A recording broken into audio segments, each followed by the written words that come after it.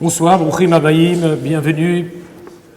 Je vois que vous êtes nombreux à vouloir rêver ce soir.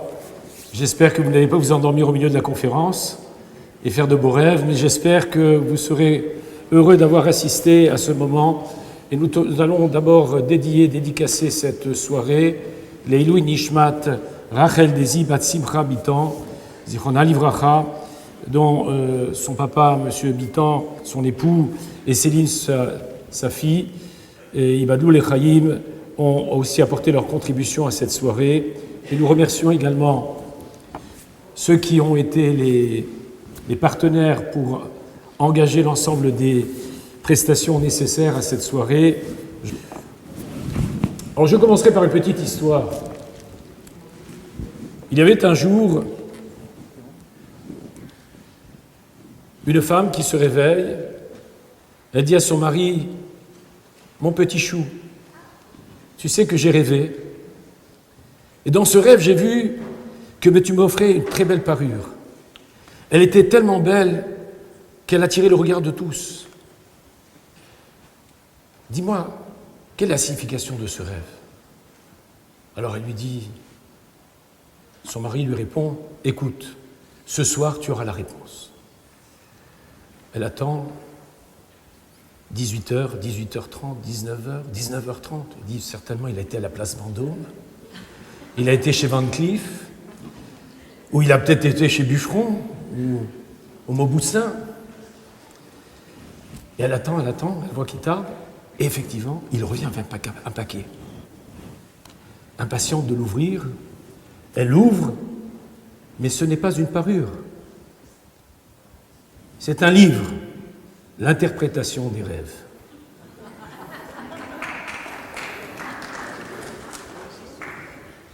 Il était un peu dur de la feuille, ce monsieur.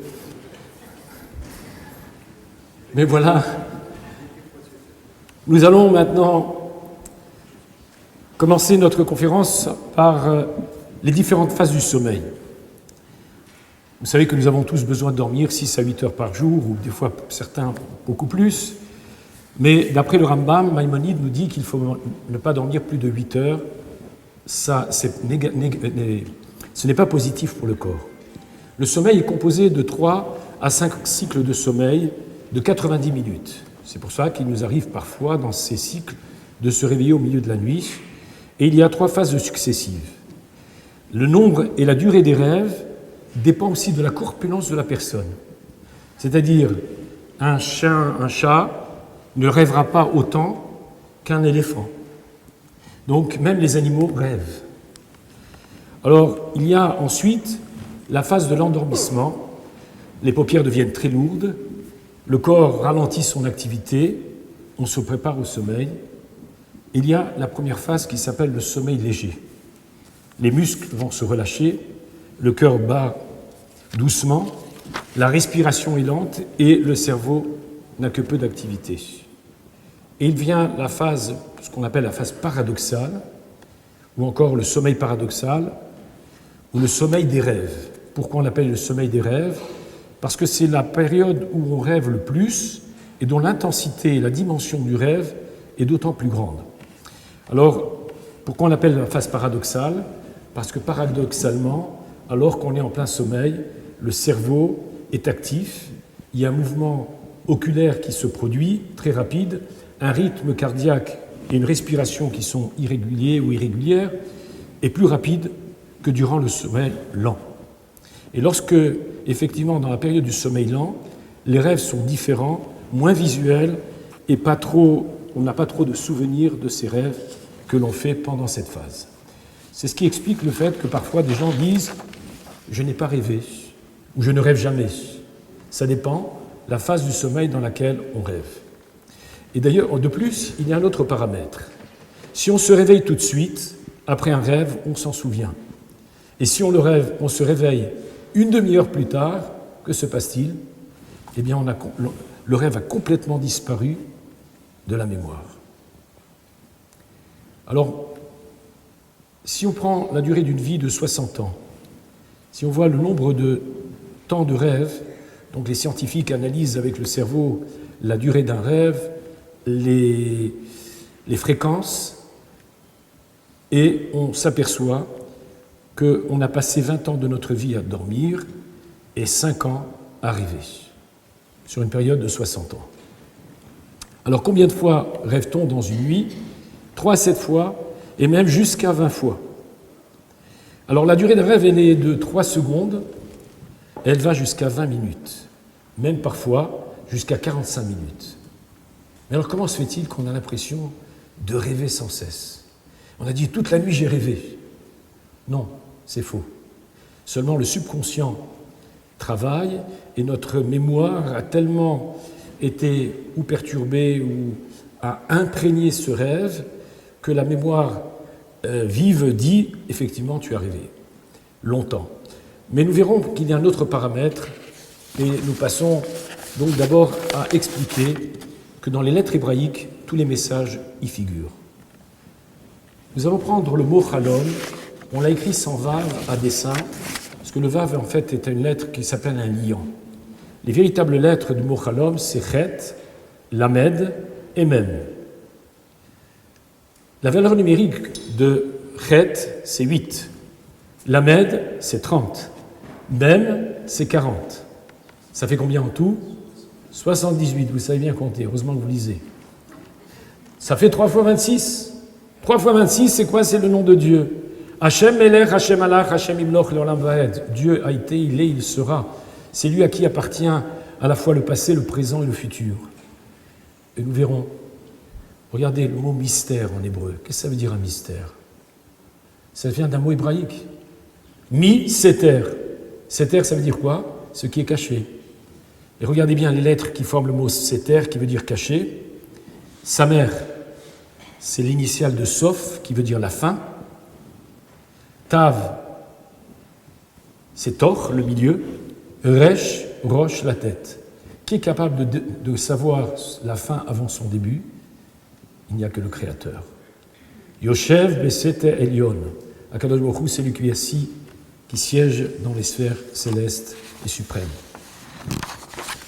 Alors, on va prendre un anagramme de ce mot, l'anagramme du mot Chalom, et nous allons essayer de comprendre, à travers les lettres, ce que peut apporter un rêve. Le rêve, alors on va prendre l'anagramme, premier anagramme, le lechem. Qu'est-ce que c'est lechem?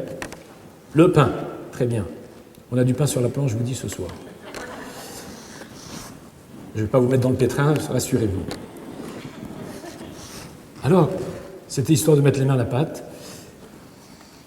Le rêve, c'est une nourriture indispensable. On verra tout à l'heure pourquoi c'est très important de rêver. Autrement, ça cause beaucoup de désagréments, beaucoup de troubles si on ne rêve pas. Et d'ailleurs, ça apporte aussi quelque chose de magnifique. C'est comme un peu de sel. Le sel, c'est mélar, c'est les mêmes lettres permutées de chalom, d'un rêve. Parce que le sel est aussi un condiment indispensable. Et qu'est-ce qu'il apporte aussi? On permute à nouveau les lettres. Chamal. Qu'est-ce que ça veut dire chamal? La compassion. Pourquoi Kadosh Baruch Hu, parfois il nous envoie des messages qui nous permettent de changer de trajectoire de vie, de nous réveiller, et donc par compassion, il nous interpelle. Et alors, c'est ce qui va nous conduire à la permutation à nouveau, et nous obtiendrons le mot machal, qui veut dire quoi? Qui veut dire pardonner. Akadosh Baruch Hu va nous pardonner par le fait que l'on a fait Teshuvah, on s'est repenti. Alors nous avons dit tout à l'heure qu'effectivement, quand on rêvait, on avait l'impression d'avoir rêvé toute la nuit parfois. Alors vous savez qu'en principe, l'homme il est mougbal, il est dans une enveloppe corporelle. Cette enveloppe corporelle empêche l'homme d'avoir une vision beaucoup plus lointaine. D'ailleurs, c'est la raison pour laquelle on peut rêver en quelques secondes d'événements qui peuvent se dérouler sur plusieurs années. On peut rêver quelques secondes, comme par exemple Harizal a dit un jour, un Shabbat après-midi, il a fait une petite sieste, et il a dit, j'ai vu dans cette période onirique, j'ai eu des enseignements qu'il aurait fallu 70 ans pour les intégrer. Vous imaginez 70 ans, donc c'est plus qu'une clé USB. Hein. Le sommeil, la Shina, le sommeil est l'âme est libérée de son enveloppe corporelle, ce qui fait qu'il y a une capacité de vision, comme dit le Talmud, quelqu'un est à Paris et il est dans son rêve en Espagne. Il fait des shots en Espagne. Kema Oubar, comme un enfant, un fœtus. La Gemara dit dans l'Ida, Oubar Oe Misof Haolam Ve'at Sofo. Il voit d'un bout à l'autre du monde. Ner Dalouk al Rocho, il y a une lumière au-dessus de sa tête. Il est capable de voir d'un bout à l'autre du monde. Et pourquoi? Comment avait-il cette capacité de voir autant? Bien, c'est très simple. C'est parce qu'en fait, son âme n'a pas encore été intégrée à l'intérieur du corps, ce qui fait que cette lumière qui est au-dessus de sa tête, c'est-à-dire cette neshama, lui permet d'avoir une vision beaucoup plus lointaine. Alors parfois, on prend les messages de nos sages comme des métaphores dont on ne comprend pas forcément la portée. Mais je vais essayer de vous faire toucher du doigt l'importance et la portée de cela. Exemple. Voilà, vous avez un petit appareil. Je ne dirai pas la marque, pour ne pas faire de publicité. Vous avez Internet, vous êtes capable de voir d'un bout à l'autre du monde ce qui se passe. Que Trump a annoncé que Jérusalem, capitale éternelle d'Israël, est là. Ça a été annoncé.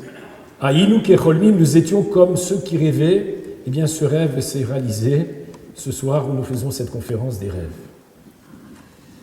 Voilà que, à partir du moment où l'enfant va sortir dans l'ère AIRE de ce monde, que se passe-t-il? Malach soter alpiv. Il y a un ange qui vient et frappe la bouche de l'enfant. C'est peut-être ce qui explique la déclivité que nous avons ici, et lui fait oublier tout ce qu'il a appris pendant cette période fœtale. Et qu'est-ce qu'il faut faire? Il faut essayer de la retrouver de par nos efforts, de par nos actions, de par nos mitzvot, masim tovim, et par l'étude. C'est ce qui va nous permettre de réintégrer cette Torah que nous avons en nous. C'est pour ça que nous avons parfois aussi l'impression d'avoir vécu certains événements, d'avoir vécu aussi l'enseignement que l'on a dispensé, et donc c'est très important. Dans le Talmud, est considéré comme 1/60 de la mort. C'est pour cela que lorsque l'on va se réveiller, on fait Netilat Yadayim, parce que nos sages nous disent qu'on est une Bria Chadasha, on est comme une nouvelle créature. Il est nécessaire aussi de se laver les mains parce que les extrémités du corps sont ceux qui encore possèdent cette impureté, et on se réveille et on dit Modéani.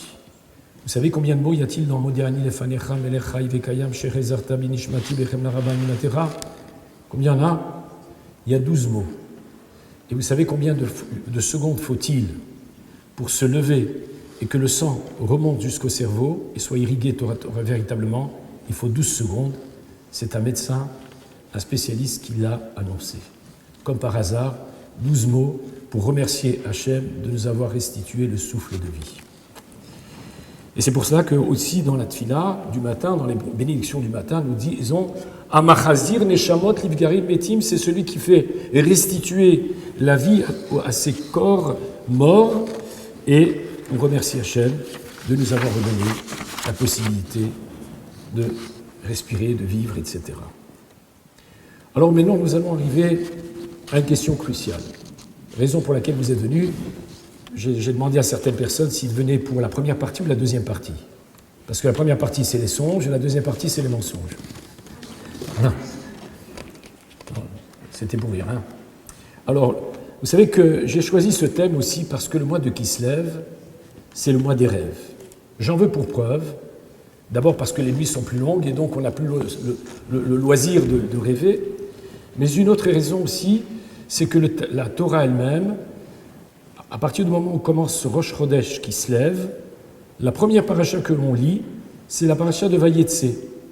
Vayetse Yaakov, Yaakov il sort, il va pour aller chercher son épouse, et puis sur la route, il s'endort dans un lieu où Dieu a fait coucher le soleil prématurément, afin qu'il puisse dormir dans ce lieu. Et puis, qu'est-ce qu'il voit? Il voit une échelle qui repose sur la terre et dont le sommet atteignait le ciel. Tiens, qu'est-ce que c'est que ça? Alors, nombreux sont les commentateurs qui essaient de nous donner des explications sur ce rêve, parce que c'est un rêve prophétique. J'en évoquerai une seule interprétation. Le voici, voyant des anges qui montent, Malachim Olim et Yordimbo, il y a des anges qui montent et qui descendent. Et nos sages disent, il s'agit en fait des génies protecteurs des nations. Chaque nation, chaque civilisation va connaître grandeurs et décadences. Certains vont gravir 57 échelons, ce qui représente les 57 années, d'autres 180 comme les Grecs, etc., etc. Mais il y a une nation, la 4e civilisation, c'est Édom. D'ailleurs, en verlan, Édom, ça fait mode. C'est la mode. C'est vrai ou c'est pas vrai, la civilisation occidentale? Voilà que Édom monte, sans jamais redescendre. Yaakov, Akadosh Baruch Hu dit, Al tira avdi Yaakov, n'aie pas peur, mon serviteur Yaakov. Quand bien même Rome, l'Occident, monterait jusqu'en haut, de là je n'en ferai descendre. Et regardez, le prophète Ovadia nous a dit de façon éloquente, mais dans le langage qui était le sien à l'époque, parce qu'il n'aurait pas pu parler dans un langage qui est le nôtre aujourd'hui, et vous allez voir comment c'est une réalité vraiment cinglante. Il est dit dans Ovadia, « Im tagbia kanesher » quand bien même t'élèverais-tu comme l'aigle, « Veim ben akochavim sim kinecha » quand bien même tu placerais ton nid entre les étoiles, « Misham oridecha neum Hashem » de là je t'en ferai descendre, oracle de Dieu. Qu'est-ce que cela? Regardez, la plupart des empires qui ont une volonté de conquérir le monde ont comme emblème quoi? L'aigle. N'est-ce pas? Qu'est-ce que font toutes les nations les plus sophistiquées ou sur le plan technologique? Ils essaient de conquérir l'espace. Ils essaient de monter entre les étoiles, station géo-orbitale. Regardez comment le prophète nous l'a exprimé dans un langage qui est lu aussi de nos jours. Les prophéties sont celles qui se réalisent, et comme nous le voyons aussi aujourd'hui. Alors nous allons passer au rêve de Yosef, et c'est la paracha de la semaine. Un rêve tout à fait insolite que fait Yosef, que la Torah nous relate dans la paracha de la semaine.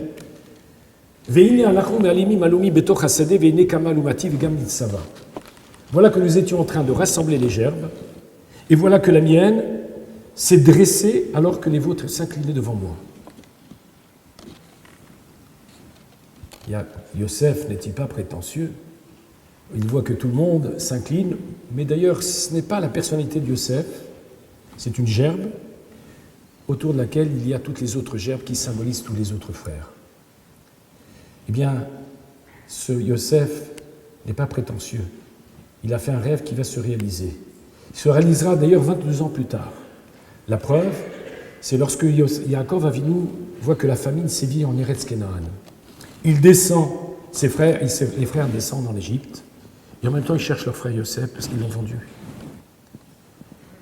Et ils vont aller voir le vice-roi d'Égypte qui va les incarcérer en leur disant « vous êtes des espions ». Et au départ, ils s'inclinent devant lui pour demander du blé. Donc c'est le symbole des gerbes de blé. Il voit Yosef non pas comme le vice-roi d'Égypte, il le voit comme celui qui va leur délivrer de la nourriture. Et donc il s'incline devant cette personnalité qui symbolise le monde matériel. Et 22 ans plus tard, effectivement, ils vont venir s'incliner devant lui. Mais il fait un deuxième rêve, que la paracha continue à nous dire dans ce premier passage. Veine achad asa kochavim, ine hashemesh ve'ayariach ve'achad asa kochavim, mishtachavim li. Voici qu'il y a le soleil, la lune et 11 étoiles qui s'inclinent devant moi. Cette fois-ci, Yosef est représenté et les frères et les parents, symbolisés par des constellations. Alors regardons d'abord, qu'est-ce que c'est que le soleil? Chama, en hébreu, on peut l'appeler Shemesh, le soleil, comme on peut l'appeler Chama. Chama, c'est bien le mot Cham. Qu'est-ce que ça veut dire Cham? Chaud. Permutez les lettres, en verlan, c'est Moach, qui est le cerveau. Le père, c'est le cerveau. C'est pour ça que le cerveau, il est chaud, il est en ébullition toujours. You understand? Non, très bien. Alors, le cerveau, il est toujours en ébullition, il est toujours chaud. Et le père, c'est quoi? C'est celui qui fait, c'est la réflexion. Il voit tout carré. La mère, c'est la Levana, la lune. Première lettre de Levana, c'est l'Ève, c'est le cœur. C'est les sentiments qui agissent. Les étoiles, c'est qui? C'est les enfants, qui, elles, même dans la nuit, continuent à briller. Très bien. Alors, regardez bien.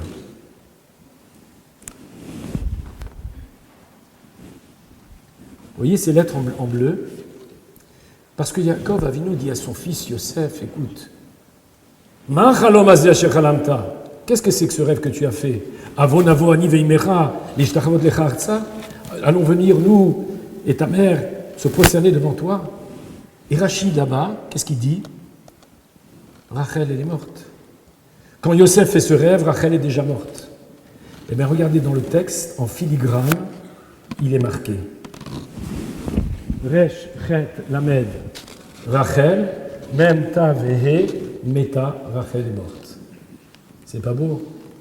Vous voyez que même quand Rachid donne un commentaire, il ne le sort pas de son chapeau, mais il le sort parce qu'il y a quelque chose de vrai, d'authentique.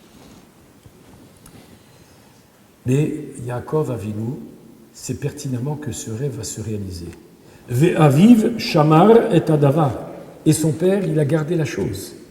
Et Rachid dit, ou mamtin ou metsape matayavo. Il attend, il guette ce moment où cet événement va se dérouler. Donc, pourquoi il le note? On verra ça plus tard. Comme ça, vous ne partez pas avant. Yosef est donc l'interprète des rêves, et Pharaon va lui donner un titre particulier. Tsafnat Parnéar. Tsafnat, c'est celui, Safoun, c'est ce qui est caché, Parnéar, c'est interprété. Il interprète ce qui est caché. Et nous arrivons, à la fin de la paracha, à deux rêves. Yosef est jeté en prison face à la calomnie de Potiphour, qu'il a envoyé en prison, et le voilà dans une cellule où il a la possibilité de circuler comme il veut, et il interprète les rêves de deux personnages, les chansons et le panetier qui sont tombés en disgrâce aux yeux de Pharaon. Voilà que les chansons, le Saramashkim, il voit qu'il a 3 grappes de raisin qu'il va presser dans la coupe de Pharaon.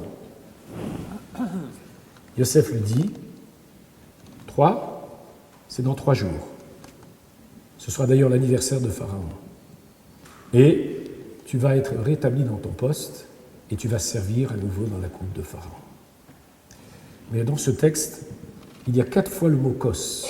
Et ça veut dire un kos, un verre, très bien. Je vois que les femmes sont plus hébraïsantes que les hommes. Oui, dans plus moins. Il y a 4 coupes, c'est symbole des 4 civilisations auxquelles nous aurons à boire les 4 coupes, comme les 4 coupes que nous buvons le soir de Pessah. Car toute l'histoire de Yosef s'articule autour de l'histoire du peuple juif qui est en microcosme cette histoire que nous vivrons. Et il y a ensuite le panetier, Sarah Ophir. Qu'est-ce qu'il voit? Il a 3 paniers sur sa tête, avec toutes sortes de pains, et les oiseaux viennent picorer. Encore une fois, dans 3 jours, mais cette fois-ci, l'issue sera fatale, cet homme sera pendu, et il va mourir condamné. Et comment Yosef a-t-il su que cet homme ne vivrait pas à travers cette image? Une des explications est la suivante. Elle a l'air si simple, mais nous n'y avons jamais pensé. Si les oiseaux viennent picorer, ça veut dire que c'est un homme qui ne bouge plus. C'est donc un homme mort.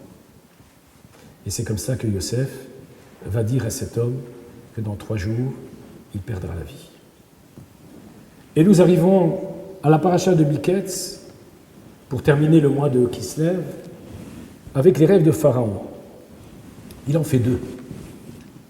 7 vaches grasses, 7 vaches maigres qui sortent du Nil, et les maigres qui avalent les grosses. Les épis gras et les épis maigres qui sont les uns engloutis par les autres, mais ce qui est étonnant, ce sont les plus maigres qui engloutissent les plus. Et c'est le symbole aussi de Hanouka, mais on ne va pas y rentrer maintenant. Aucun sage dans le royaume n'est capable d'interpréter les rêves de Pharaon. Et pourtant, l'Égypte est le fief de la magie, de la sorcellerie des sages. On a dit, s'il y a 10 parts de sorcellerie qui ont été dévolues au monde, 9 ont été dévolues à l'Égypte et la 10e au reste de l'humanité. Cela pour expliquer combien nos sages montrent qu'à cette époque-là, il y avait une sorcellerie très forte. C'était le fief donc de ce lieu. Alors, 7 vaches max, 7 vaches grosses, 7 épis gras, 7 épis maigres, quelle est la signification? Pourquoi d'abord Pharaon refuse-t-il les explications, les interprétations que chacun donne? Parce qu'en fait, il a l'interprétation à l'intérieur de son rêve, mais il a oublié l'interprétation. Et vous savez que plus on est grand, et plus les messages qui nous sont livrés sont grands. Surtout que ce message est livré le jour de Rosh Hashanah, et qu'il a été donné à un roi, un empereur qui possède pratiquement une grande partie de cette région du monde. Alors, En poter otam les pharaons. Qu'est-ce que ça veut dire En poter otam les pharaons? Personne n'est capable d'interpréter les rêves à Pharaon. On va faire encore un anagramme. Poter, c'est les mêmes lettres que tofer. Qu'est-ce que ça veut dire tofer? Y a-t-il une toferet là? Voilà. Coudre. C'est la couture. Personne n'était capable de coudre ses rêves et d'en faire, en fait, qu'il n'en avait qu'un seul, qui constituait une seule entité. Et à ce moment-là, et même Yosef est capable de dire à Pharaon, non, là tu as exagéré, là tu t'es trompé, on ne va pas prendre tous les détails, mais en tout cas, il remet en place Pharaon, il lui dit, mais comment tu es à ma place? Tu es arrivé à ma place ou tu as fait le même rêve que moi pour être capable d'interpréter aussi bien le rêve et de le reprendre sur un certain nombre de détails?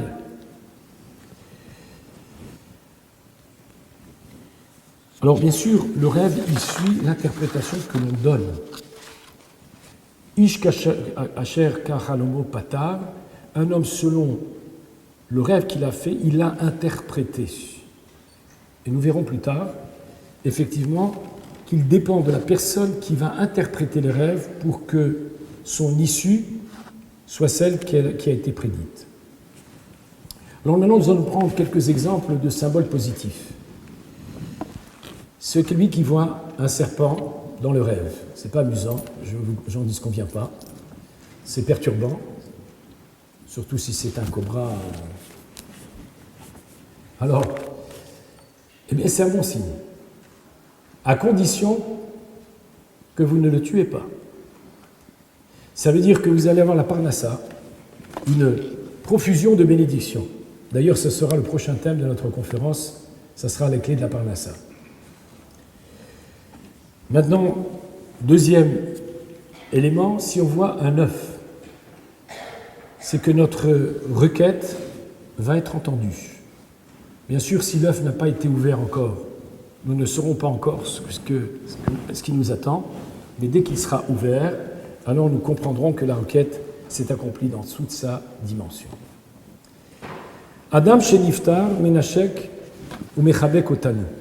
Une personne qui est partie de ce monde, qui nous embrasse ou qui nous enlace. Alors ça veut dire qu'il vient pour nous protéger, c'est une agana. S'il nous donne aussi un couteau, c'est aussi pour nous protéger et il vient nous annoncer qu'il va nous sauver de moments difficiles. Si maintenant c'est un membre de la famille, le Hanelou, qui est l'iftar dans le rêve, alors c'est qu'on nous annonce qu'on aura Chaim Arukim, une longévité. Si c'est celui qui rêve, qui est niftar, qui est décédé, c'est qu'en fait, on lui a donné la vie, c'est-à-dire qu'on lui permet de vivre encore. Alors, il y a certaines fois où les symboles sont négatifs. Il est recommandé de faire ce qu'on appelle Atavat Chalom. On verra ce que ça veut dire. Essayer de donner une issue favorable au rêve que l'on a fait. Si on voit par exemple le Techelet, la couleur bleue, c'est une belle couleur, c'est une couleur royale, mais c'est aussi ce qui rappelle, comme disent nos sages, comme le fil du tzitzit, Techelet, il rappelle la mer qui n'est que le reflet du ciel qui est le reflet du trône céleste, et c'est symbole de la crainte céleste. D'ailleurs, vous savez que le mot ira en hébreu, ça veut dire la crainte. Et en verlan, vous savez ce que c'est? Eh bien, ça fait Arié, le lion. Parce que dès qu'on voit un lion, on a la crainte. Et regardez bien que les lettres de Ira, c'est les 4 temps les plus redoutables de l'année. Yud, Yom Kippour, Resh, Rosh Hashanah, Aleph, Elul, et Hoshana Rabbah. C'est les 4 temps où l'on prie avec intensité pour demander à Hachem de nous apporter un jugement favorable. Une lumière aussi qui s'éteint, ce n'est pas un bon signe dans un rêve, et dans ce cas-là, vous savez qu'il est marqué Ner Hachem Nishmat Adam, la lumière de Dieu, c'est l'âme de l'homme. Adam Shenifta, Lokar Chafetz Kotcheu, si quelqu'un est décédé et qu'il vous prend un objet, alors c'est qu'il nous prend quelque chose que l'on devait recevoir et qui ne nous a pas été octroyé. S'il prend des chaussures ou une chaussure, ce n'est pas un bon signe non plus. S'il nous mord, ce n'est pas favorable. S'il est mort à nouveau, ce n'est pas favorable. Si quelqu'un est fiancé qui est décédé aussi dans le rêve, c'est que le mariage va être repoussé. Et celui qui rêve qu'il est enterré, ça veut dire qu'il va avoir des problèmes financiers dans sa vie. Alors dans ce cas-là, il faudra faire Atavat Chalom, et nous expliquerons dans quelques instants aussi ce que ça veut dire. Mais auparavant, je voulais vous livrer une histoire que le Rav Shvadoron, qui est ce qu'on appelle le Maguide de Jérusalem, qui avait l'habitude de donner des histoires très, très percutantes et édifiantes. Il raconte qu'un jour, pendant la Shoah, il y avait un pasteur qui a sauvé une fille de ce déluge de feu et de sang qui s'est abattu sur l'Europe. Et qu'a-t-il fait? Il l'a recueilli chez lui, sans jamais lui dire ses origines juives. Et voilà qu'un jour, pendant son sommeil, sa mère lui apparaît, Alia Shalom, et elle lui dit « Tu sais, ma fille, tu es juive. » Elle se réveille, elle va voir le pasteur et lui pose la question. Et celui-ci lui répond « Effectivement, je ne te l'ai jamais dit, mais ce message onirique est tout à fait vrai. » Alors elle veut retourner aux sources. Cependant, cet ecclésiaste lui dit que son fils veut se marier avec elle, et elle, face à cette reconnaissance infinie qu'elle a à son égard, elle va avoir de nombreuses hésitations, et elle va décider de rester, et finalement, le mariage doit s'organiser. Sa mère lui apparaît à nouveau en rêve, et la met en garde, et lui dit surtout, ne contracte pas ce mariage. Finalement, cette fille arrive le jour de son mariage avec ce jeune homme. Elle est tellement perturbée par le message de sa mère, ce message de l'au-delà, qu'elle reste sans cesse dans cette pensée et au cours du repas, elle ne mange absolument rien. Et voilà que le poisson que les convives vont manger avait été tourné, était avarié, et le père, la mère et le fils meurent, et cette fille, elle retourne à son judaïsme, et elle a vécu dans la communauté d'Amsterdam avant de faire sa alia en Eretz Israël. Voilà un message du ciel, un message d'un défunt, et ça répond aussi à la question qui a été posée, puisque croyez pas, j'ai lu vos questions tout à l'heure et j'essaie d'y répondre au fur et à mesure. Alors maintenant, nous allons voir quelque peu l'antithèse, parce que la Gemara aussi dans Brachot, page 55 pour les Tunisiens, elle nous parle dans plusieurs pages, 54, 55 et 56 suivantes, nous parle justement des rêves. Et elle dit en l'occurrence, au nom de Rabbi Shmuel bar Nachmani Amar Rabbi Yonatan, En marin lo l'adam ela miruve libo. On ne fait montrer à l'homme que le produit de ses pensées, les pensées de son cœur. Pourquoi ? On a souvent de nombreuses activités dans la journée, de nombreuses pensées nous traversent, et elles sont mémorisées dans notre conscience et dans les strates de la conscience, et puis ensuite, des fois, on les évacue des fois par le rêve, ou des fois aussi, pendant le sommeil, c'est une corbeille. Il y a ce qu'on met à la corbeille, il y a ce que le cerveau trie et va classer dans la mémoire. D'ailleurs, c'est fabuleux. Regardez ce petit cerveau qui est fait de chair, avec tous les synapses. On n'est pas encore arrivé à comprendre tous les méandres de ce petit cerveau qui est comme un cerveau de noix. C'est pas beau, comment Akadosh Baruch Hu a fait l'homme. Et de jour en jour, on n'a pas toujours le niveau d'avoir des messages célestes, si ce n'est qu'à une certaine élite, mais il peut arriver qu'il y ait des fois des personnes qui ont des messages de défunts ou encore d'Akadosh Baruch Hu. C'est ce qui fait que aussi le Talmud dit aussi, entre autres, Divrei chalomot l'oma'alin velomoridin, il n'apporte rien de bon ou de mauvais. Ça, c'est l'autre thèse. La Gemara dit aussi que Shem Shei Efshar les bar beloteven, de la même manière qu'il n'est pas possible qu'il y ait dans, vous savez qu'il y a dans le blé, il y a l'épi, et puis il y a le grain. Il y a la paille, il y a le foin, il y a l'écorce et le son, et il y a le blé. Alors dans un rêve, il y a certains éléments qui sont authentiques et d'autres qui ne sont qu'accessoires et qui ne servent à rien dans le rêve, si vous voulez. Mais la Gemara dit, vous ne verrez jamais d'Ahava des Dikla, c'est-à-dire un Dikla des Dahava, c'est un palmier en or, ou bien un pila, ou bien un éléphant qui passe par le chat d'une aiguille. C'est-à-dire qu'il y a des choses qu'on ne peut pas voir dans un rêve, même si parfois il y a des éléments qui sont incompréhensibles, où on n'en comprend pas toujours toutes les connexions. Et d'ailleurs, un rêve que l'on n'a pas interprété, Chalom Shelo Niftar, qui est Geret Dela Nikrea, c'est comme une lettre qu'on n'a jamais lue. Alors, l'influence de notre imagination, on peut le voir à travers également cet enseignement du roi. Amelech Sha'al et Rabbi Yoshua, il a demandé à Rabbi Yoshua, El Chachamata, est-ce que tu es vraiment sage? Et Morli Ma'echalom Alayla. Il lui dit, dis-moi, quel est le rêve que je vais faire ce soir? Et Shivo Rabbi Yoshua. Rabbi Yoshua lui dit, voilà, tu vas être pris par les Grecs en captivité, ils vont te commettre du mal, et tous les, etc., etc. Le lendemain, qu'est-ce qu'a dit cet empereur? Il lui a dit, écoute, j'ai rêvé exactement le scénario que tu m'as donné. Alors, pour voir quels sont les rêves auxquels il faut attribuer peut-être une certaine importance, on va voir ce que dit Rabbi Yochanan. Shlosha dvarim mitkayemim.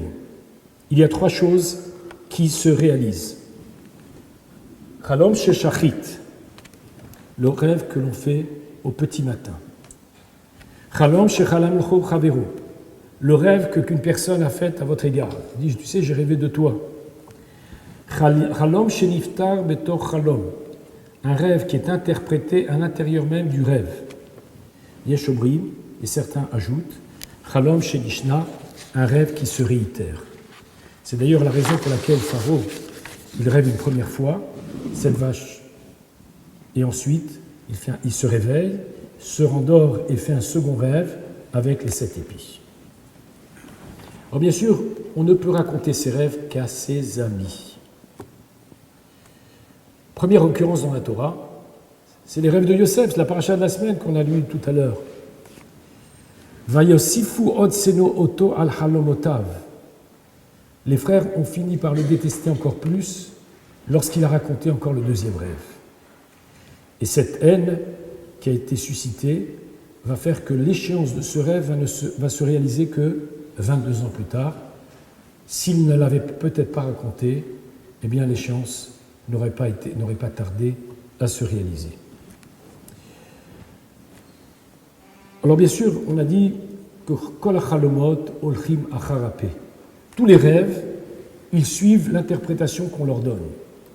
Alors il y avait Baradia, c'était un personnage qui était capable d'interpréter les rêves, mais vous allez voir, il le faisait de façon insolite.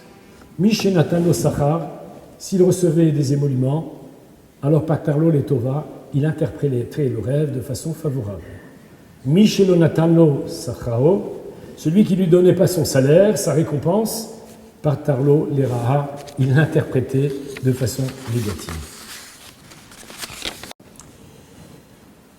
Parce que c'est un sujet qui vous tenait à cœur, la dernière fois vous m'aviez demandé.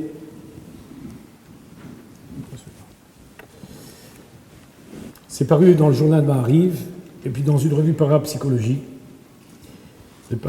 Voilà, Belel Shabbat. Belel Shabbat, Lifnei Chatzot. Un vendredi soir, au milieu de la nuit, les fêtas, Daphna Rotloy, Toshevet Hadera, il y avait cette femme qui s'appelait Daphna, qui était une habitante de la ville de Hadera en Eretz Israël. Elle se réveille de son sommeil, Vezaaka El Bala.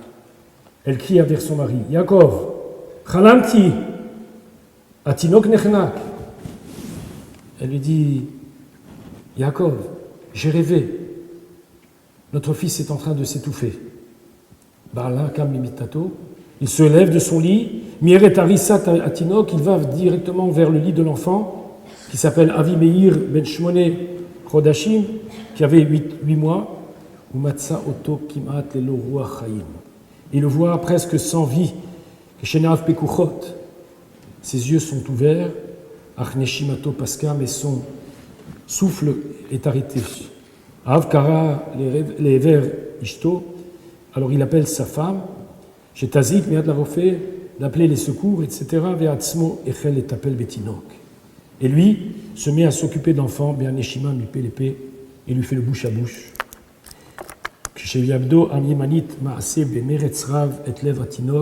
Et il presse sur le cœur de l'enfant avec sa main droite.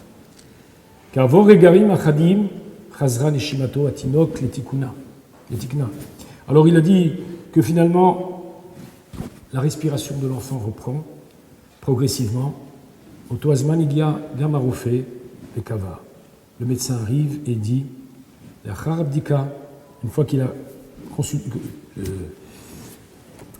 regardez l'enfant, qui a Yeled Yatsa Miklal Sakana, il est sorti du danger, il est hors de danger. La deuxième histoire, c'est Mar Ben Sion. Amigorer be Marle Adumim, il habite dans la ville à Marle Adumim, c'est une banlieue de Jérusalem, Pana Elechav. Jou Lagia Betrifut, les Beto, les Shem Bedikat Mezuzot Abayit. Il dit, venez, dépêchez-vous de venir. Il faut venir visiter, vérifier les mezuzot. Vezot, Mikevan Shebe Laila Kodem, car la nuit précédente, Ura Bachalomo et Timo Amenucha. Il a vu sa mère, Aléa Shalom, qui est déjà disparue, Asher Bechaya Ikashu Elea Beofen Yuchad. Elle est, avec laquelle il a été très attaché durant son vivant. Mitalechet Besheket Beveto. Elle va silencieusement dans la maison. Elle passe de chambre en chambre. Lorsqu'elle arrive à la porte des parents, elle lui montre la mezouza de la porte. Et de là, elle se dirige vers la porte, la sortie. Et à la porte d'entrée, elle a aussi montré son doigt. Yatz'a minabayit, elle est sortie de la maison, Vénéalema, elle a disparu. Les marbé affelés. Kacher Badak, Moravi, est un mezuzot abayit. Lorsqu'il a vérifié les mezuzot, Ayarakshte mezuzot et l'upsulot, celles que la mère qui avait déjà disparu à montrer du doigt, c'étaient les seuls qui étaient invalides, qui n'étaient pas chérotes.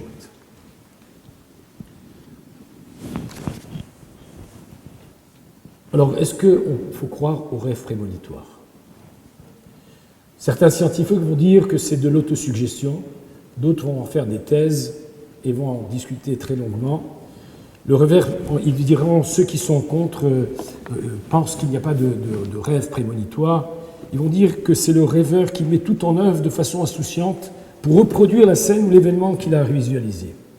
Et d'autres scientifiques vont dire non, il existe des rêves prémonitoires.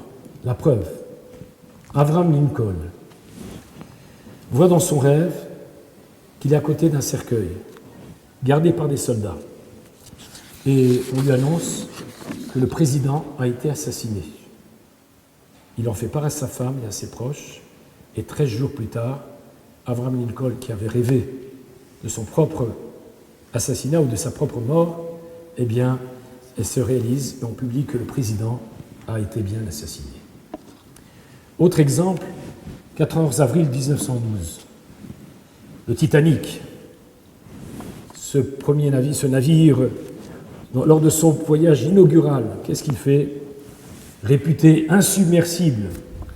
D'ailleurs, l'armateur était tellement sûr qu'il n'allait jamais sombrer en mer qu'il n'a pas prévu le nombre de canots de sauvetage à la hauteur de ce bâtiment. 1502 victimes, 705 survivants. Et pourtant, il y a 19 personnes qui ont été répertoriées dans le monde, et à cette époque-là, on n'avait pas les masses médias aussi développés, qui savaient que le Titanic allait sombrer en mer. Alors, pourquoi est-il nécessaire de rêver? Je vous l'ai dit tout à l'heure, il est comme l'echem, comme le pain. Il est comme le sel. Il est indispensable de rêver. La Gemara dit Kolalan shivat yamim belo chalom nikrara. Quelqu'un qui ne rêve pas pendant 7 jours, est appelé mauvais. De plus, chalom ra adif mi chalom tov. Il est préférable de faire un mauvais rêve plutôt que faire de beaux rêves. C'est paradoxal. Pourquoi? Parce que quand on fait de beaux rêves, on dort sur ses lauriers. C'est le cas de le dire. Mais quand on fait de mauvais rêves, ça nous remet en question. Et alors on essaie de changer quelque peu sa vie ou ce qu'il faut changer. Et le message qui nous a été donné. Et donc on arrive à justement le rêve Chalom, c'est aussi Machal, pardonner, c'est aussi Chamal, c'est aussi la compassion qu'Hachem nous apporte pour nous donner un message.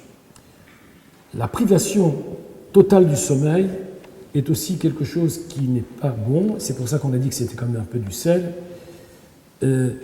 parce que ça amène l'homme, les expériences scientifiques font qu'on essaie de réveiller l'homme dès qu'il a cette phase de sommeil paradoxal, ou bien donc ces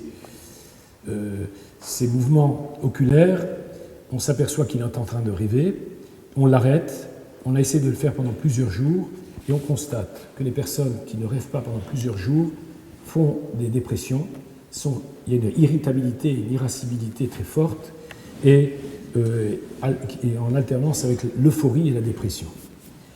Donc, et même une volonté de s'isoler, de rester seul. Alors, que faut-il faire quand on fait de mauvais rêves? Là, et pour essayer de donner une issue favorable aux rêves que l'on a fait, Amrou Beshem Rabbi Yochanan, toujours la Gemara dans Brachot, nous dit Aroe Chalom venafsho aguma. Quelqu'un qui voit un rêve et son âme est quelque peu attristée. Yelech veyeti venu lifnei shlosha. Il devra faire en sorte que ce rêve soit transformé en bien. V'yomer lahem chalom tov ra'iti. Il dira aux personnes qui vont l'écouter j'ai fait un beau rêve. Yomru lo tov, tovru vetov yehe. Le rêve était bon et il sera bon. Amay comme ya'aseu letov, Kadosh Baruch Hu le transformera en bien.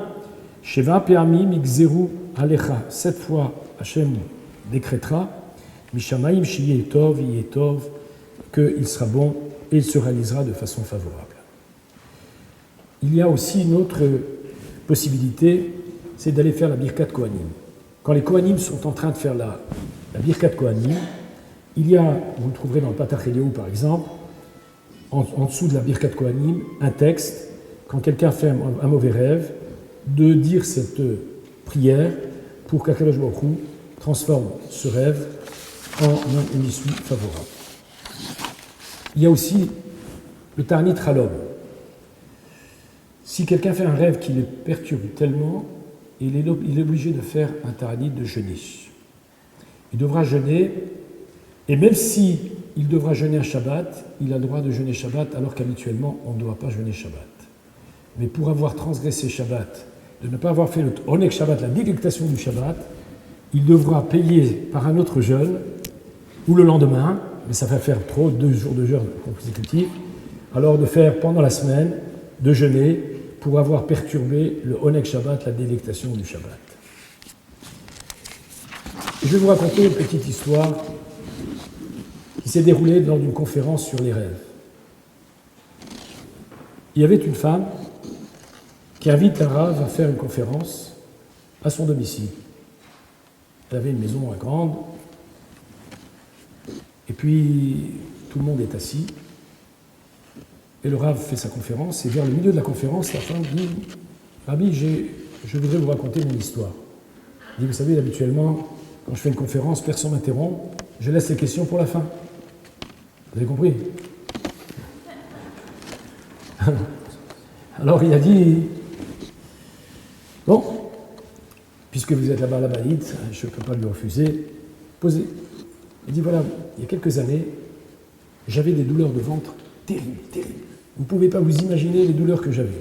Et donc toute l'assistance est là, attends. Et un jour, et donc avec mon mari, nous avons fait tous les médecins.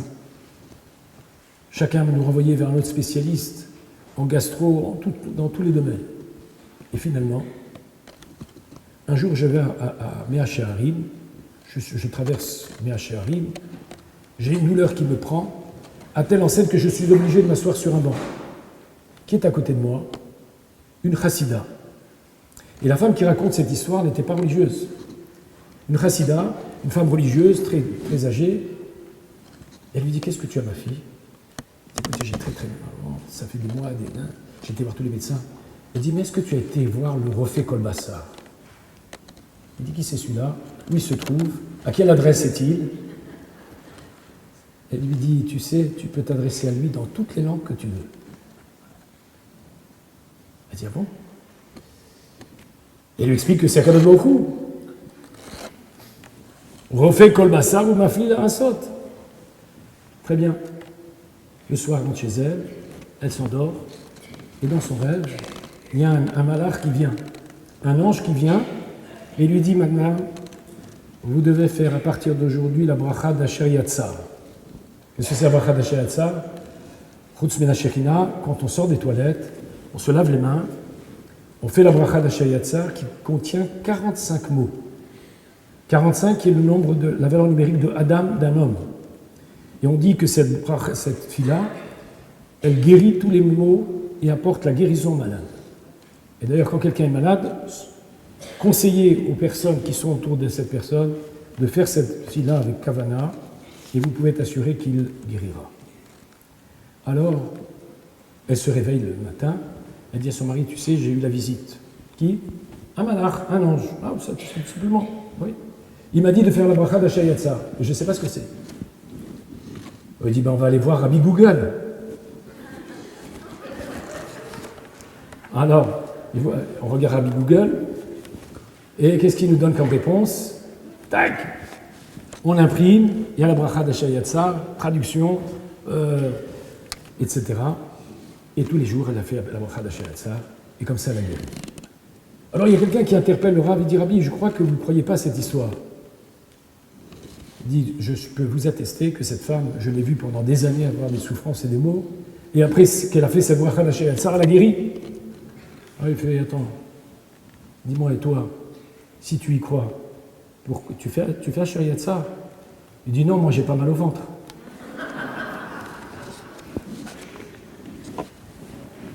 Il faut toujours qu'on ait mal quelque part pour aller. Ça me fait rappeler une histoire. Vous voulez que je vous la raconte? Vous avez encore le temps? Moi non plus. Alors il y avait un jour, le Rav Galinsky, qui était un Rav qui était tout petit. Et il habitait à Bnei Brak, et il avait un voisin, vous savez que Bnei Brak et Ramat Gan se touchent. Il avait un voisin qui était à Ramat Gan et lui à Bnei Brak. Et à chaque fois, il lui disait, pourquoi tu mets pas les tefilines et tout ça? Il lui soulève la manche et lui dit, regarde, tu as vu ces numéros? Après ça, tu crois que je veux croire en Dieu? Il essaie de lui faire comprendre. Il lui dit, lui aussi, il a traversé la Shoah. Et le Rav Galensky peut vous raconter des histoires qu'il a traversé des souffrances et des maux indicibles. Mais il n'a jamais réussi à le convaincre. Et un jour, il passe dans la rue, il regarde dans le balcon, il voit dans le balcon quelqu'un qui met des filets. C'est lui, c'est pas lui, c'est mon voisin. C'est pas possible. Alors il le rencontre après dans la rue, il lui dit, dis-moi, tu as un frère jumeau? Je dis, non, j'en ai pas, j'ai pas de frère jumeau. Alors, qui c'est qui mettait le filet là-haut dans le balcon? C'est toi alors? Et oui, c'est moi. Et alors? Il dit, mais pourquoi tu as mis le filet? Le médecin, j'ai été voir le médecin, il m'a dit que j'ai des graves problèmes à l'estomac. Alors pour ça, j'ai mis les filets. Des fois, on attend que les mots soient là pour lever les yeux vers le ciel et dire, ah, Kadosh Baruch Hu, où tu es? Lui, il t'appelle toute la journée. Bien. Alors, avant de conclure, les bons conseils avant de dormir et de faire de beaux rêves. Il est dit d'abord, premièrement, Isaer la asok batora samuch leshina. On doit être vigilant de s'occuper d'études de la Torah à proximité du sommeil, et la Gdusha de la Torah, Tishmor, Alav, et la Gdusha, la sainteté de la Torah, elle te protégera. Deuxième conseil, Ikra Kiat Shema Kerugen. On doit lire le schéma avant de dormir, et Birkat Hamapil, tout c'est un texte que l'on fait avant de dormir, dans lequel, en l'occurrence, on dit Aliva Ulini Chalomot Raim, que ne viennent pas me surprendre de mauvais rêves. Alors, je dois expliquer ce que c'est que le schéma. Vous savez ce que c'est que le schéma? Ben, je savais. Alors, pourquoi vous voulez que je l'explique? Alors, le Kriyat Shema, c'est une profession de foi que l'on fait depuis le premier jour de la vie jusqu'à la fin de son existence. Et c'est les derniers mots que l'on dit avant de quitter ce monde quand on a la possibilité de le dire. Et pourquoi est-ce si important de dire le schéma? Je pourrais apporter beaucoup de midrashim, mais on va juste rappeler que dans la première phase du schéma, il y a Shema, Israël, Hachem, Elokeinu, Hachem Echad, Dieu, écoute Israël, l'Éternel est notre Dieu et l'Éternel est un. Il y a 6 mots dans cette phrase. Dans le premier paragraphe du schéma, il y a 42 mots. À quoi ça correspond? Vous savez que quand il y avait quelqu'un qui avait commis un homicide involontaire, il avait ce qu'on appelle 6 villes refuges.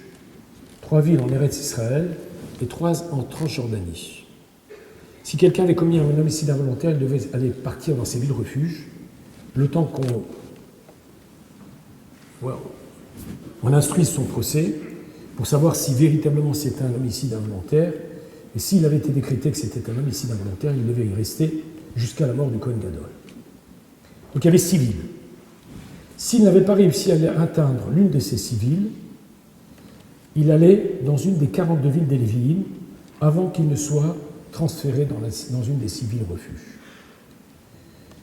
Lorsque l'on vient dormir le soir, on a commis certainement un certain nombre de fautes. Alors on va essayer de se réfugier. Parce qu'il y a des forces du mal qui veulent atteindre l'homme. D'ailleurs, on le remarque. On se sent toujours mieux dans la journée.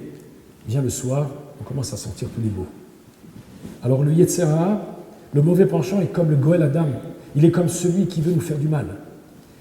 Lorsque l'on va dans ces 6 villes refuges, Shema Israël, Hachem Elokeinu, Hachem Echad, alors Kadosh Baruch Hu, il nous protège. Et si on n'a pas eu le temps d'aller dans ces 6 villes refuges, on va dans les 42, et on dit les 42 mots. Et regardez bien que dans le premier paragraphe du schéma, tous les versets commencent par la lettre Vav et se terminent par la lettre Kaf. Kaf, c'est 20, Vav, c'est 6, ça fait 26, vous savez bien compter. Donc, il y a le sceau aussi divin dans ce texte. Donc, dans le schéma, il y a la possibilité de repousser les forces du mal et d'être protégé de tous ces ennemis. Voilà quelques mots sur le Kriyat Shema. Vous pourrez le commenter mot à mot, mais je sais que vous n'êtes pas venu pour ce sujet. Alors je vais vous laisser maintenant peut-être poser des questions. Si vous avez encore d'autres questions, ceux qui n'ont pas posé, ou ceux à qui je n'ai pas pu peut-être répondre à travers le texte et les questions que vous avez vous-même posées. Alors la bracha d'Asher on doit la faire à chaque fois que l'on sort des toilettes.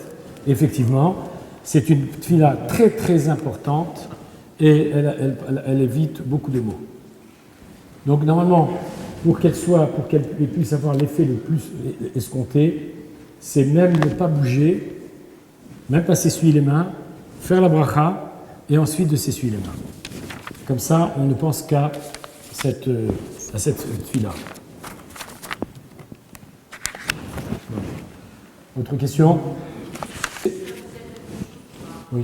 Je pense que c'est une volonté de se réveiller, mais étant donné que vous savez qu'à partir du moment où on est dans un état de sommeil, il y a un certain nombre de muscles qui se relâchent et qui font que justement on reste dans le lit et on n'arrive pas à se lever. Donc vous avez une volonté de vous lever, mais vous n'y arrivez pas. Oui.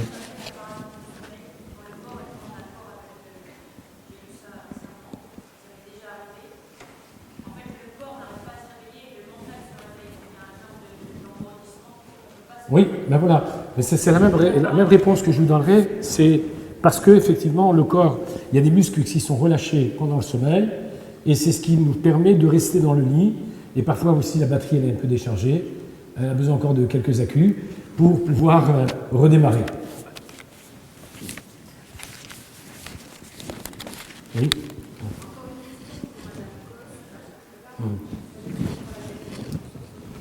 Alors vous me faites rappeler une petite histoire. Il y avait un jour une femme, elle rêvait toutes les nuits qu'il y a un autobus qui venait et qui passait sur elle. Tous les soirs, elle est partie voir un kabbaliste, ou un pseudo-kabbaliste. Il lui a donné un camilla, elle a mis sur elle, il lui a dit vous mettez ça, vous allez voir. Et tous les soirs, le mari le matin, il lui dit ça y est, qu'est-ce que tu as fait? J'ai vu le bus, il est arrivé jusqu'à moi, il s'est arrêté devant moi. Alors, le mari il dit attends, on va voir ce qu'il y a à l'intérieur. Qu'est-ce qu'il y avait marqué à l'intérieur? Atzor, stop. Non, alors maintenant, pour être plus sérieux, Suzanne, vous avez posé la question, vous avez du mal à trouver la sortie. Voilà, mais là aussi, c'est une volonté de se lever, mais vous ne trouvez pas la force et l'énergie pour vous lever, et c'est ce qui fait que vous dites ah tiens, j'aurais bien voulu me lever, mais j'y arrive pas.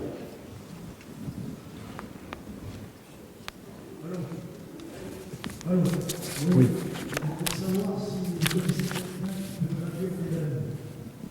Quelqu'un qui interprète les rêves.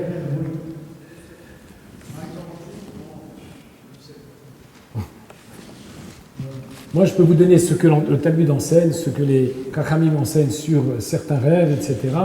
Mais vous donner des interprétations des rêves, je ne suis pas un interprète de rêve. Je suis qu'interprète. Parce que mon nom, c'est Tourgeman, ça veut dire interprète. Ah, j'ai oublié l'autre moitié. Oui. Alors, effectivement, on a dit qu'il faut raconter son rêve à des amis qui vont pouvoir vous dire Chalom Tov, Chalom Shalom, Chalom Tov, Chalom Shalom, Chalom Tov, Chalom Shalom, et aussi peut-être dire un verset favorable qui va permettre de donner une issue favorable à ce rêve, comme on a un petit peu plus ou moins développé ce passage. Oui. Alors, ça veut dire qu'il faut essayer de prendre un engagement supplémentaire. Qu'il faut prendre un engagement supplémentaire. Oui? Ouais. Alors, on avait dit tout à l'heure, Chalom chez Nishna, un rêve qui se réitère, il faut en voir les causes. Est-ce que c'est le fruit encore de notre pensée de la journée, ou parce qu'on y pense trop, ou bien est-ce parce qu'effectivement il y a un message céleste qui nous invite à une réflexion et à améliorer quelque chose?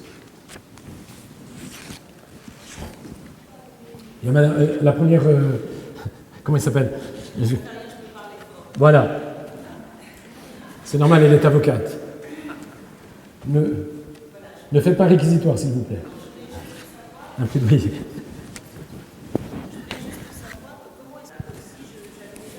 Voilà. Alors ça, c'est un autre thème qui s'appelle la réincarnation. Et que parfois, effectivement, il y a des gens qui même connaissent certaines langues avant même de les avoir apprises. Donc, ou des événements ou des lieux qu'ils semblent avoir déjà vus ou des événements qu'ils semblent déjà avoir vécus. Alors des fois, ça peut être une réincarnation qui vous permet de ça. Et je vous rassure tout de suite, comme je l'ai dit la dernière fois, on est des fois la deuxième ou la troisième réincarnation. Voilà. On nous appelait à revenir. Le jury nous a demandé de revenir.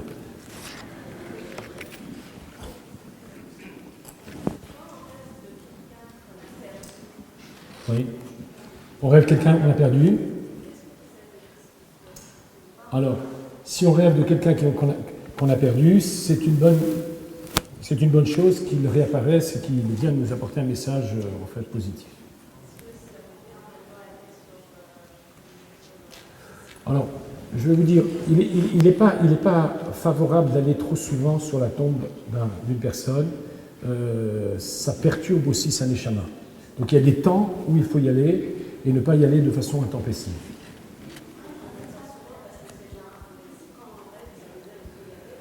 Non, on peut allumer une veilleuse, on peut faire puis là, on peut demander aussi quelque chose à son égard.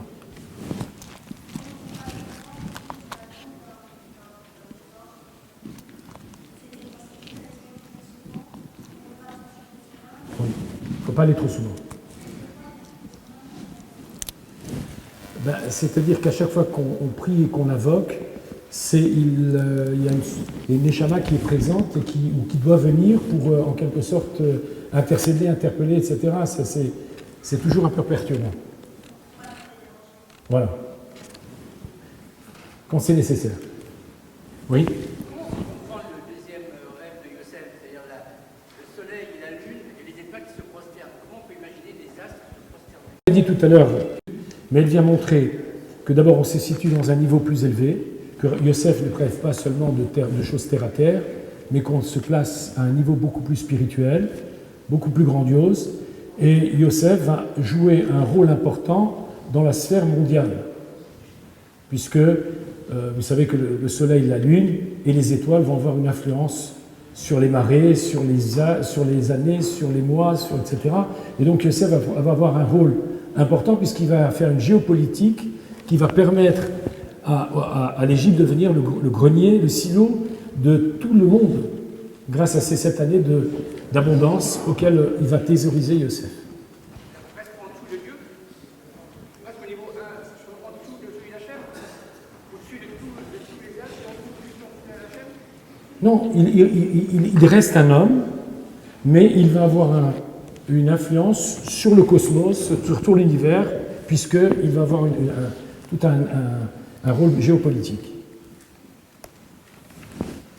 Sous les astres, sous le soleil. Oui, Gabriel.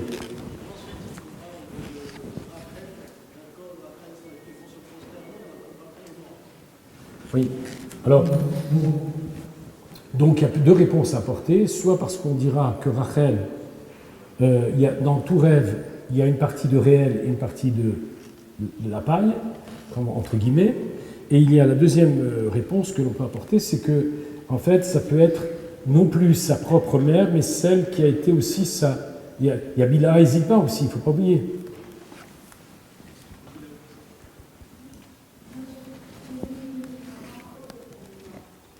Oui, parce que ça c'est une vie. Oui, bon, alors là, quand il y a une demande comme ça, c'est que peut-être il faut aller pèleriner, et puis aussi invoquer, c'est-à-dire faire des choses, l'Elun Nishmatam, pour l'élévation de leur âme. Voilà encore une ou deux questions, on va laisser. Ouais.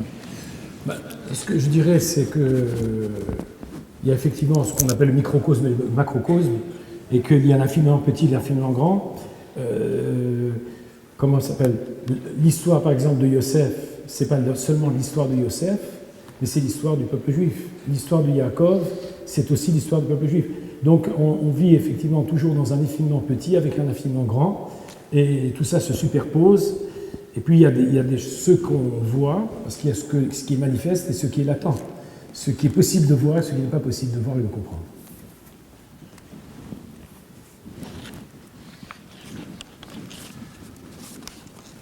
Bon, merci. Alors, je vais juste vous demander de vous rappeler nos rendez-vous. D'abord, le 18 décembre, à 19h30, nous recevrons la Chorale Juive de France. La soirée est gratuite. Donc, nous aurons le 18 décembre, à 19h30, la Chorale Juive de France. Et notre prochaine conférence mensuelle, elle n'aura lieu que le 23 janvier, parce qu'on a choisi le jour où ce sera le mardi qui précède le Shabbat Béchalar, où il est bon de faire la paracha Taman. C'est la paracha pour la Parnassa, pour la subsistance. Et le thème sera les clés de la Parnassa, une affaire substantielle. Avec une projection et une lecture collective de la paracha Taman et d'une conférence. Merci de votre écoute et de votre